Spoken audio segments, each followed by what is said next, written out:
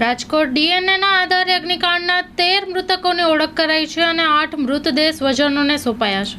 રાજકોટમાં TRP game ઝોનમાં લાગેલી આગની દુર્ઘટનામાં મૃત્યુ પામેલા લોકોના મૃતદેહ પોસ્ટમોર્ટમ અને ડીએનએ મેચિંગ બાદ તેમના સગાઓને સોંપવાની કામગીરી કરવામાં આવી રહી છે.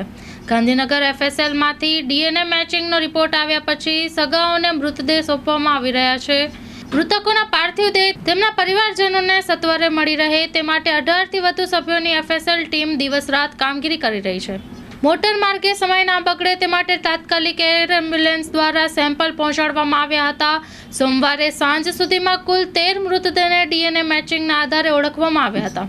ઓળખ કર્યા બાદ 8 મૃતદેહ સ્વજનોને સોંપવામાં આવ્યા છે, જેમાં જિગ્નેશભાઈ કાળુભાઈ ગઢવી ઉંમર વર્ષ 34, સ્મિત મનીષભાઈ વાડા ઉંમર વર્ષ 22, સતપાલસિંહ છત્રપાલસિંહ જાડેજા ઉંમર વર્ષ 21, સુનિલ હસમુખભાઈ સિદ્ધપુરા ઉંમર વર્ષ 30, આશાબેન ચંદુભાઈ કાતડ ઉંમર વર્ષ 19, ઓમદેવસિંહ ગજેન્દ્રસિંહ ગોયલ ઉંમર વર્ષ 36, વિશ્વરાજસિંહ જસુભા જાડેજા ઉંમર વર્ષ 24, હિમાંશુ દયાળજીભાઈ પરમાર ઉંમર વર્ષ 20.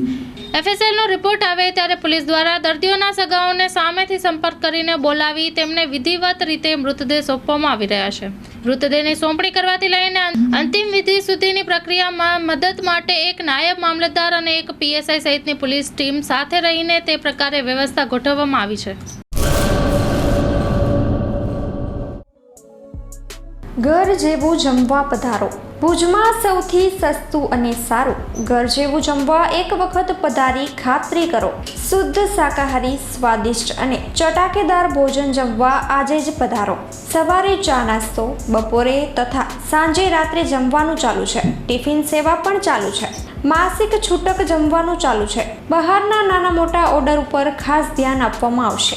સંપર્ક અતુલભાઈ મોતા 9619282096 9082860028. એકમ ભવન મધ્યે રહેવા જમવાની સાથે ડાઇનિંગ હોલ, બેન્ક્વેટ હોલ તથા રૂમોની પણ સુંદર સવલતો ઉપલબ્ધ છે. હોટલ ઇલાર્ક પાછળ, સ્ટેશન રોડ, ભુજ, કચ્છ.